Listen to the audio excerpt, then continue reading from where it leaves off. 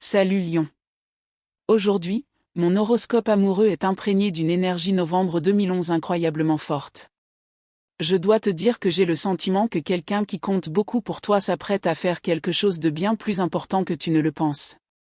Mon intuition me révèle une personne qui te prend très au sérieux et qui pense beaucoup à toi.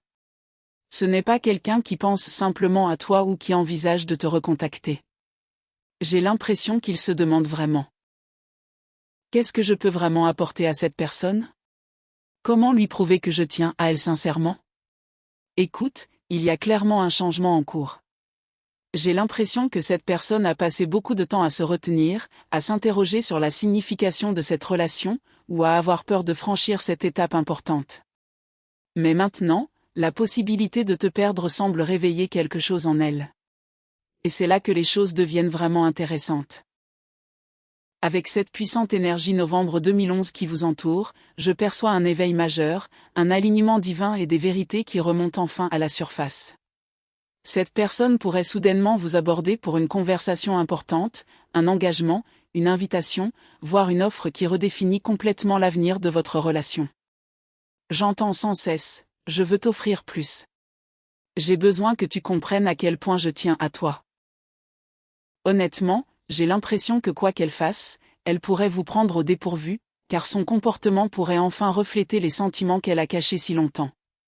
Alors, faites confiance à votre intuition, car je suis convaincu que quelqu'un que vous aimez s'apprête à vous offrir quelque chose d'important.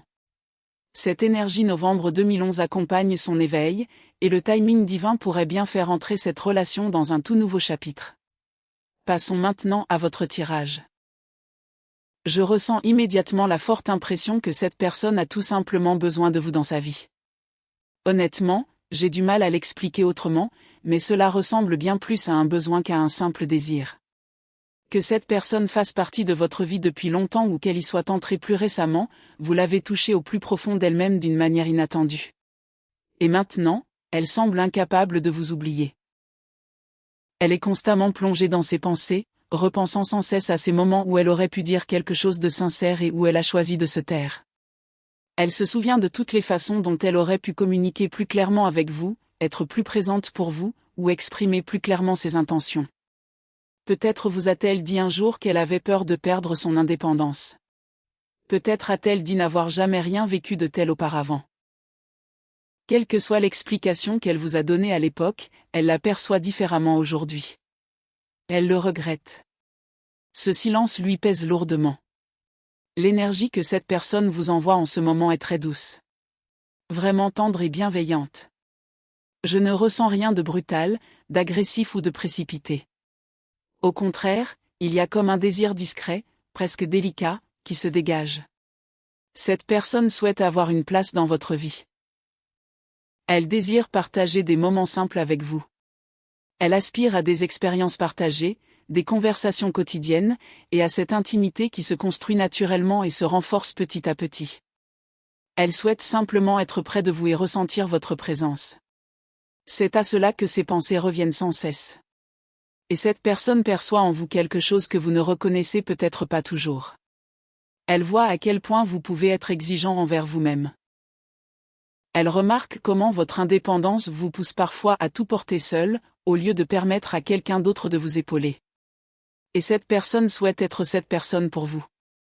Elle veut se rapprocher de vous et prendre soin de vous à sa manière. Elle veut s'assurer que vous ressentiez véritablement ce que signifie être aimé. Pas seulement par des mots ou des idées, mais par des gestes concrets et réguliers qu'elle peut faire pour vous chaque jour. J'ai l'impression très forte qu'ils disent « Je ne veux pas vivre dans une réalité où tu n'en fais pas partie ». Et oui, c'est une déclaration très forte, mais elle semble sincère. La façon dont tu as partagé ta lumière avec cette personne a profondément changé quelque chose en elle. Tu la divertis. Tu la stimules. Tu l'inspires à devenir une meilleure version d'elle-même. Et elle n'a trouvé cette combinaison nulle part ailleurs. Mais voilà où les choses se compliquent. Certaines de ces personnes gardent peut-être volontairement leur distance. Et ce n'est pas forcément parce qu'elles ne ressentent rien.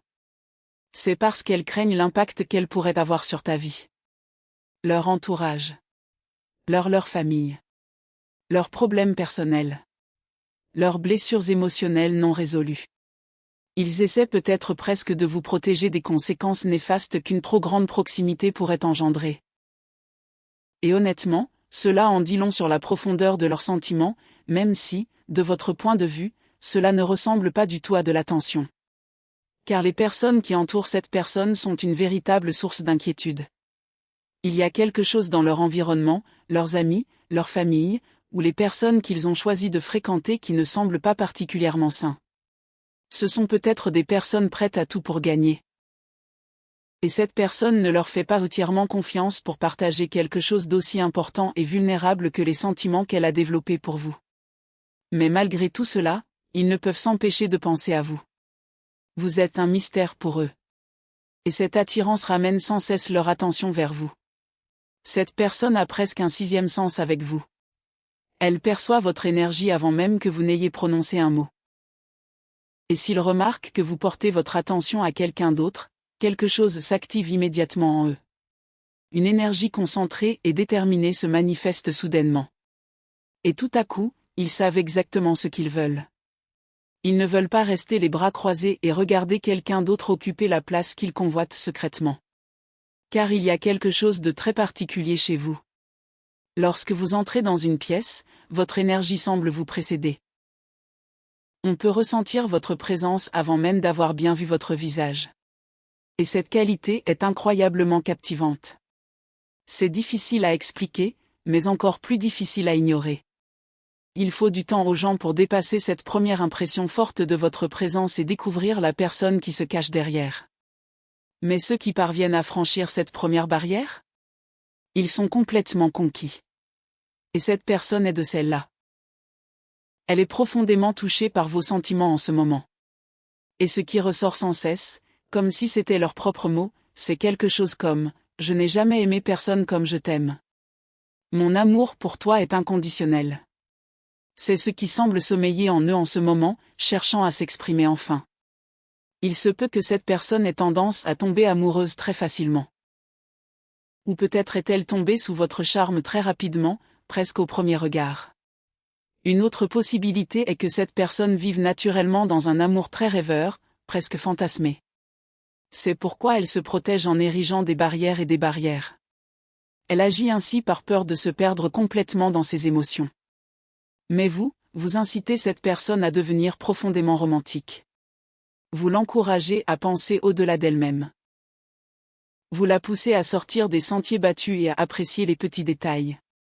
Elle commence à reconnaître et à valoriser les petites attentions que vous avez eues pour elle, ou celles que vous avez naturellement. Que vous soyez quelqu'un qui veille toujours à ce que les autres aient à manger ou à boire, ou simplement une personne naturellement attentionnée, il y a quelque chose dans votre énergie qui donne envie à cette personne de changer. J'ai aussi l'impression que cette personne a des papillons dans le ventre rien qu'en vous voyant, ou même en vous parlant. Et je pense que son entourage le ressent aussi. Pour certains d'entre vous, je remarque que cette personne baisse souvent les yeux. C'est comme si elle ne voulait pas que ses amis, sa famille ou ses connaissances réalisent à quel point elle a le béguin pour vous. Parce que c'est vraiment un gros béguin. Mais je perçois aussi chez cette personne quelque chose qui pourrait vous ressembler. Vous êtes peut-être quelqu'un d'incroyablement généreux, mais de ce fait, vous êtes parfois vulnérable et on peut abuser de votre gentillesse. Car on confond souvent gentillesse et faiblesse. Et parfois, les gens pensent, écoute, je choisis d'être gentil parce que tu ne veux pas voir mon autre facette. Tu ne veux pas voir mon côté sombre, parce qu'il est loin d'être aussi doux. Alors, on privilégie l'amour. On choisit l'amour parce qu'on veut qu'il nous soit rendu. Et on comprend à quoi peut ressembler notre propre part d'ombre. Nous avons tous une part d'ombre. Et je pense qu'il arrive que cette personne, parce qu'elle t'idolâtre, se mette aussi à fantasmer sur toi. J'ai aussi l'impression qu'il peut y avoir des moments où cette personne a des attentes irréalistes. Et c'est là que le doute s'installe. Suis-je à la hauteur? Cette énergie lui répète sans cesse. Je dois avoir plus confiance en moi. Mais plus elle t'observe, et plus elle prend conscience de ses actions ou de son inaction, plus cela crée un étrange rythme d'arrêt et de redémarrage. C'est un va-et-vient constant. C'est un jeu de séduction et de rejet. Et ce mouvement incessant complique inutilement les choses dans votre relation. On dirait presque une situation où vous êtes amant secret. Vous vous aimez, mais il n'y a pas vraiment de communication entre vous, car chacun attend que l'autre fasse le premier pas. J'ai l'impression très nette que vous avez tous les deux une vision très précise de l'amour et du romantisme. Et je pense que vous avez tous les deux été déçus par votre relation, ou simplement déçus par d'autres personnes qui ne comprenaient pas ou ne partageaient pas votre vision de l'amour. Si tu ne m'aimes plus, je ne sais pas comment je vais faire pour survivre. Il est tout à fait possible que cette personne soit profondément touchée par ses émotions en ce moment. Il pourrait s'agir d'un ex-partenaire. Il pourrait s'agir de quelqu'un avec qui vous êtes actuellement en couple. Cette personne craint de vous avoir fait du mal, ou redoute que la situation difficile qu'elle traverse actuellement ne vous pousse à la quitter. Il pourrait s'agir de quelqu'un qui traverse une période difficile. Mais cette personne a peur que, quelle que soit la vérité, une fois que vous la découvrirez, vous la quittiez. Ou, pour beaucoup d'entre vous, il pourrait s'agir de quelqu'un qui a simplement mis énormément de temps à être honnête. Quelqu'un qui a eu besoin de beaucoup de temps avant de se déclarer et d'admettre qu'il vous aime inconditionnellement. Et cette personne comprend qu'elle vous a déçu. Elle vous a déçu. Parce qu'elle a tout suranalysé. Il s'agit de quelqu'un qui a peut-être passé tout ce temps à vous observer. Cette personne pourrait être extrêmement analytique. Et sa façon d'exprimer son amour peut parfois sembler presque mécanique. Mais j'ai vraiment l'impression que cette personne a du mal à concilier sa raison et ses émotions. Il se peut que cette personne ait l'énergie du chemin de vie 7, ou que vous soyez né le 7, le 16 ou le 25. Mais il s'agit d'une personne qui a du mal à concilier sa pensée logique et ses émotions. Cette personne pense, je n'ai jamais autant aimé quelqu'un. Cependant, j'ai l'impression que cet amour pourrait devenir obsessionnel. Et c'est précisément ce qui pose problème à cette personne. Elle est obsédée par les sentiments qu'elle a développés pour vous. Cela semble presque trop beau pour être vrai. Vous êtes devenu un fantasme dans l'esprit de cette personne, à tel point qu'elle doit complètement changer de perspective. Car vous êtes peut-être incroyablement novateur, Tris. Vous n'êtes peut-être pas quelqu'un qui fonctionne selon les règles habituelles. Vous êtes peut-être le genre de personne qui vit sa vie d'une manière totalement différente des autres. Et je pense que cette personne a peut-être trouvé votre façon de penser un peu inhabituelle au départ. Mais en même temps, tu as la capacité de comprendre les moindres détails tout en ayant une vision d'ensemble. Tu peux être la chenille, mais tu peux aussi devenir le papillon. Et ce qui est magnifique chez le papillon, c'est qu'il comprend le parcours de la chenille. Tu as déjà perçu ce qui se passe car tu as une vue d'ensemble de ce qui se déroule dans ta propre vie et même dans celle des autres. J'ai aussi l'impression que tu partages autre chose avec cette personne. Elle s'est peut-être sentie exclue à cause de ses convictions, de sa façon de penser ou de sa logique. Cette personne, depuis mon enfance, me semble avoir un monde intérieur extrêmement rêveur et créatif. Elle a peut-être passé beaucoup de temps seule. Il y a peut-être eu des périodes où elle devait se divertir seule et faire appel à son imagination et à sa créativité pour ne pas s'ennuyer. Mais j'ai le sentiment que cette personne pense que même ta simple présence pourrait susciter la controverse. Je t'ai écrit une lettre, mais j'ai peur de l'envoyer. Il devrait l'envoyer. On ne vit qu'une fois. C'est comme si cette personne avait accumulé tellement d'émotions à votre égard, mais qu'à chaque fois que ses sentiments ressurgissent, elle se remet à réfléchir. Et puis, elle se dit, je déteste cette distance entre nous. J'attends toujours. Qu'elle attende de vous voir, une occasion de travailler avec vous, ou simplement le bon moment, cette personne semble répéter le même schéma. Chaque fois qu'elle se sent suffisamment prête à enfin se confier à vous, elle se retient. J'ai aussi l'impression que cette personne a une vie de famille très compliquée. Peut-être que, durant son enfance, il y avait beaucoup de chaos chez elle. Peut-être qu'elle était. Peut-être a-t-elle grandi dans une famille monoparentale, ou bien son environnement familial était-il marqué par d'importants dysfonctionnements. C'est peut-être l'une des raisons pour lesquelles cette personne travaille autant. Vous remarquerez peut-être qu'elle est constamment occupée, toujours en train de travailler ou de passer d'une chose à l'autre. Il se peut que cette personne ait pour état d'instabilité habituelle. Car lorsqu'on a passé toute sa vie dans le chaos, le retour au calme et à la normalité peut être déstabilisant. C'est paradoxal, car son système nerveux est habitué au chaos. Ainsi, sa façon d'apprendre à reconnaître l'amour a peut-être impliqué la colère, l'agressivité, les conflits ou d'autres schémas comportementaux malsains. Et il est clair que cette personne a besoin d'un travail profond sur la guérison de son enfant intérieur. Quelqu'un ici est profondément malheureux sans vous. Je vous le dis, cette personne ressent profondément ce besoin, j'ai besoin de votre aide pour guérir. J'ai besoin de votre aide pour changer ma façon de penser. C'est quelqu'un qui souhaite sincèrement fonder une famille avec vous. Cette personne a l'impression que vous êtes deux personnes très différentes.